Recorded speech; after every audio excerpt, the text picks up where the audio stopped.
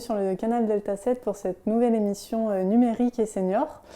Aujourd'hui, nous sommes accompagnés d'Axel Patu, formateur numérique, qui va parler avec nous de l'impact de la crise sanitaire sur les seniors et les nouvelles utilisations du numérique aujourd'hui. Donc, sur cette thématique du numérique, il y aura 4 émissions sur différents sujets. Et aujourd'hui, Axel va notamment nous parler de la transformation qu'ont eu les seniors sur le numérique depuis la crise sanitaire. Axel, je vous laisse commencer. Effectivement, on s'est rendu compte après la crise sanitaire en fait, qu'il s'est passé beaucoup de choses à des sujets assez variés et aussi du côté du numérique. Et effectivement, en fait, on a remarqué, je pense que vous pouvez tous le voir chez vous, de plus en plus de personnes se sont mis aux objets connectés et également aussi au système de communication. Et pour la communication, effectivement, je pense que tu connais personnellement WhatsApp, Messenger, etc. Et en fait, il y a beaucoup plus de personnes pour se sentir moins seules. Et heureusement que ça existait, tout ça. On a remarqué qu'il y a eu un bond du téléchargement de l'application WhatsApp, par exemple. Si vous voulez, on vous mettra le lien vers l'application en description. On a vu également Messenger et aussi FaceTime. Oui, parce que je suppose que ces applications permettaient de garder le lien finalement entre les familles. On n'avait plus le droit de bouger, on devait rester chez nous. Effectivement, quand les enfants, les petits-enfants, etc. habitent à l'autre bout de la France, on ne pouvait plus se déplacer. Du coup, on pouvait rester connecté via les applications de communication. Heureusement qu'elles existaient. Moi, personnellement, j'ai appelé mes grands-parents tous les 2 jours. Je les avais en visioconférence, etc. Donc, heureusement que ça existait. Je pense que tout le monde s'est senti moins seul grâce à ça et ça a eu un énorme impact, heureusement. Ok, mais si on parle depuis plusieurs années de l'avancée du numérique sur les personnes âgées, de cette fracture numérique qui tend à grossir et qui pourtant se réduit d'année en année, aujourd'hui il y a beaucoup de seniors qui n'ont pas grandi avec le numérique, qui ont peut-être eu des fins de carrière où ils ont commencé à utiliser le numérique. On en est où aujourd'hui de cette fracture ? On a à peu près, il y a une stat qui est sortie récemment, à peu près 34% des retraités se sentent pas très à l'aise concrètement avec l'outil numérique. Quand je dis pas très à l'aise, c'est à plusieurs niveaux. Ça peut être rien que le fait de ne pas avoir Internet chez soi, de ne pas avoir les outils concrètement, un smartphone, etc., ou une tablette ou un ordinateur. Donc c'est un premier pas, etc., qu'on pourra aller vers la non-fracture du numérique. Mais on remarque aussi également qu'il y a d'autres applications, il n'y a pas que la communication, rien que pour tout ce qui est démarche administrative. On s'est rendu compte, et en fait le gouvernement veut que fin de l'année 2022, ils espèrent que fin 2022, en fait tout devienne numérique, carte grise, impôts, etc. Et en fait c'est pour ça que maintenant il y a énormément d'applications qui sont mises en ligne, impôts.gouv, etc., pour pouvoir faire toutes les démarches en ligne.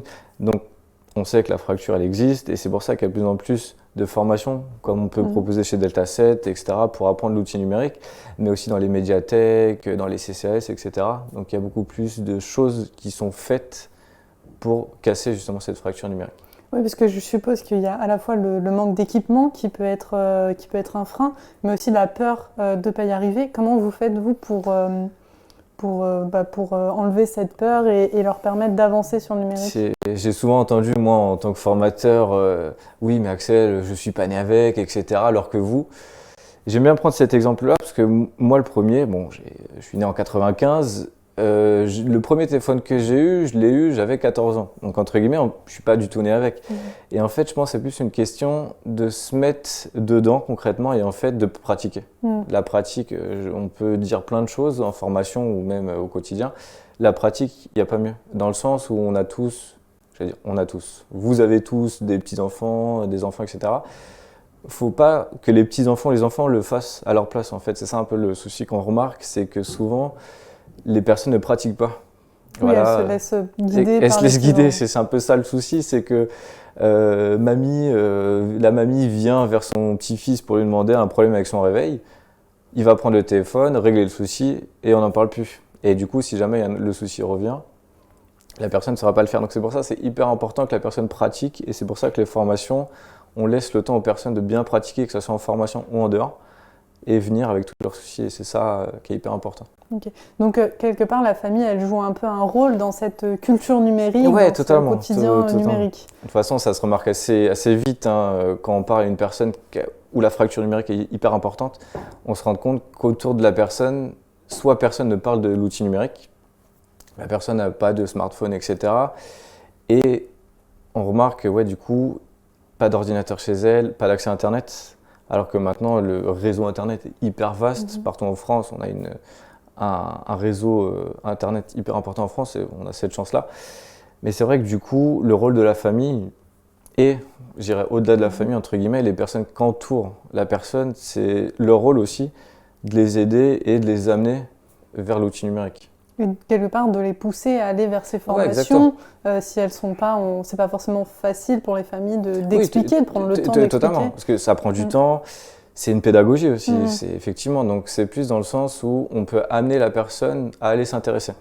Okay. Pas forcément voilà, à donner un cours, hein, parce que c'est quand même assez difficile, mais d'amener la personne à déjà ne plus avoir peur aussi de l'outil numérique. Parce qu'en fait, on remarque souvent que la peur chez les personnes elle est hyper présente de faire une bêtise, de se faire pirater, etc. Donc, de relativiser un peu sur l'outil numérique, de le dédramatiser. En fait, c'est ça qui est hyper important, je trouve, moi, dans l'outil numérique, c'est qu'on le dramatise assez souvent. On a peur de faire des bêtises, etc. Donc, le rôle de la famille et des amis, de l'entourage, entre guillemets, c'est vraiment voilà, d'accompagner gentiment, de détraumatiser surtout cette chose-là. Okay. Et c'est intéressant que vous parliez du numérique, de l'accès, l'accessibilité et notamment du Wi-Fi, d'Internet. Aujourd'hui, on a encore des personnes qui n'ont pas Internet chez elles. Est-ce qu'on peut utiliser les outils numériques sans Internet ou on est quand même limité dans l'accès ? On peut utiliser des outils numériques sans Internet, bien évidemment, mais ça reste, pour être honnête avec tout le monde, très limité. Si on veut appeler quelqu'un, on peut l'appeler, oui, au téléphone, il n'y a pas de souci, mais la visioconférence, ça passe par Internet. Payer ses impôts, ça passe par Internet. Tout passe par Internet maintenant. Du coup, en fait, c'est ça le problème, c'est qu'on est obligé d'avoir Internet maintenant. Mais maintenant, c'est assez facile, hein. Il n'y a pas besoin de 10 000 travaux chez soi, etc. On appelle un des fournisseurs, il vient vous installer ça dans la journée, ça prend 1 heure et on n'en parle plus. Donc, c'est pour ça que maintenant, c'est beaucoup plus simple qu'avant, qu'il y a une quinzaine d'années. Mais oui, malheureusement, je dirais, ou heureusement, on est obligé d'avoir Internet. Très bien. Du coup, Axel, tu es formateur depuis maintenant quelques moments, depuis un moment. Est-ce que tu penses que depuis le confinement, il y a eu un changement de vision, notamment de la part des jeunes, sur l'utilisation des outils numériques par les seniors ? Ouais, totalement. Parce qu'en fait, on s'est rendu compte, ça revient un peu de base, je trouve, c'était vraiment l'épicentre, c'est vraiment la communication. Effectivement, comme j'ai dit tout à l'heure, le fait de communiquer avec ses proches, etc. Mais en fait, on s'est rendu compte aussi qu'on pouvait faire énormément de choses sur Internet. Enfin, on passe par Internet pour le divertissement, par exemple. Je pense que tout le monde commence à connaître les plateformes de streaming comme Netflix, etc. Ça fait un bond énorme pendant le confinement et aussi les jeux vidéo, par exemple. La statistique qui est sortie il n'y a pas très longtemps, c'est que 2 fois plus de personnes de plus de 60 ans se sont mis aux jeux vidéo depuis 2018. Donc on a remarqué effectivement que de plus en plus de personnes sont intéressées du coup par l'outil numérique, que ce soit le téléphone, l'ordinateur ou les consoles de jeux vidéo. Donc c'est hyper important, c'est hyper intéressant je trouve aussi. Mais du coup ça veut dire que voilà, les personnes ont de moins en moins peur dû au Covid, parce qu'entre guillemets on a été un peu obligés, voilà, pour avoir une vie sociale, etc. Avoir, je dirais une vie tout court, c'est peut-être gros, mais pour avoir une vie sociale du moins on était obligé de passer par l'outil numérique et du coup on a beaucoup moins peur. Okay. Et c'est intéressant cette notion où ils jouent avec les jeux vidéo, parce qu'on sait que les jeux vidéo peuvent avoir un apport bénéfique pour les seniors, notamment sur la stimulation cognitive, le sport. Et toi, tu rencontres des seniors qui jouent aux jeux vidéo, est-ce que tu en croises par moment en formation ? Ça m'arrive souvent et c'est un créateur de liens assez intéressant. En fait, quand on entend le jeu vidéo, souvent on entend le jeu vidéo violent ou voilà. Non, le jeu vidéo, c'est pas que ça, il y a énormément de choses. Un exemple très concret, une fois j'ai une dame en formation qui est d'origine hongroise et son rêve en fait c'était de jouer au Scrabble avec sa sœur qui est restée en Hongrie en fait. D'accord. Et grâce à l'outil numérique, et en fait je lui ai trouvé une application en hongrois de Scrabble et du coup elle peut jouer avec sa sœur à des milliers de kilomètres en hongrois au Scrabble. C'était un rêve pour elle et elle m'a dit quel bonheur de pouvoir faire cette chose-là. Parce que voilà, elle l'avait au téléphone, mais du coup, elles ont joué depuis toute petite à ça. Donc voilà, les jeux vidéo, c'est un ensemble assez important. Il ne faut pas réduire ça à certains types de jeux. vous pouvez tout trouver. La belote en ligne, le Scrabble, les mots fléchés, etc. C'est pour ça que c'est hyper intéressant et c'est vraiment créateur de liens aussi.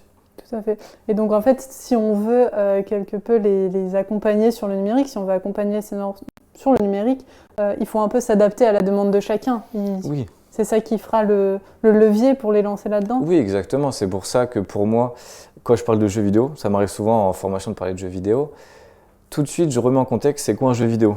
Voilà, parce qu'ils ont l'image du jeune homme de 14 ans, un casque sur les oreilles, accroupi comme ça, la manette en main, qui parle plus à ses parents, etc., qui s'énerve. Non, c'est pas ça le jeu vidéo. Le jeu vidéo, ça peut être dans son fauteuil, la tablette, l'ordinateur, son téléphone, et passer un moment très sympa, et surtout avec d'autres personnes. Parce que j'entends souvent des personnes dire que les jeux vidéo, ça renferme la personne. Pas du tout. Personnellement, quand je joue aux jeux vidéo, ça arrive souvent qu'on soit 10, 15. Et j'ai souvent entendu dire aussi, mais pourquoi vous ne voyez pas en vrai? Pourquoi vous ne jouez pas en vrai? Mais le souci, c'est que j'ai un ami qui habite à Montréal, j'ai un ami qui habite dans le sud de la France, etc. Donc ça nous permet en fait de nous rapprocher en étant si loin. Ok. Donc un premier pas vers le numérique qui est fort intéressant. Et donc, je ne dirais pas que c'est peut-être l'utilisation la plus courante du numérique, mais aujourd'hui, à quoi ils jouent? Qu'est-ce qu'ils font du numérique? Qu'est-ce que les seniors font avec le numérique principalement? Principalement, ça revient un peu à la communication. Pour être honnête avec toi, ça tourne vraiment autour de ça, parce qu'en fait, le souci, c'est que maintenant, on est connecté, voire hyper connecté, mais on est obligé de passer par là dans le sens, si on veut s'orienter, etc., parce que des fois, on n'est pas toujours à l'aise.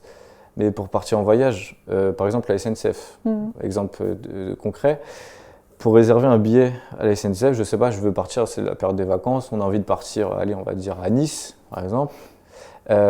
Si vous allez à Gare de Lyon pour réserver votre billet, alors ça veut dire qu'il faut faire le trajet jusqu'à la Gare de Lyon, vous allez attendre 1 heure, 1 heure et demie pour prendre le billet, alors que sur Internet, en 5 minutes, c'est réglé. Oui, puis on voit toutes les propositions, on voit le choix du départ, de ce qu'on veut, on voit le temps qu'on va passer dessus. Oui, exactement. Okay. En fait, c'est un gain de temps énorme. Après, c'est toujours la même chose. Quand on n'est pas à l'aise, entre guillemets, on prend ça comme une perte de temps parce qu'on n'est pas à l'aise, on ne sait pas comment faire, on a peur de payer sur Internet.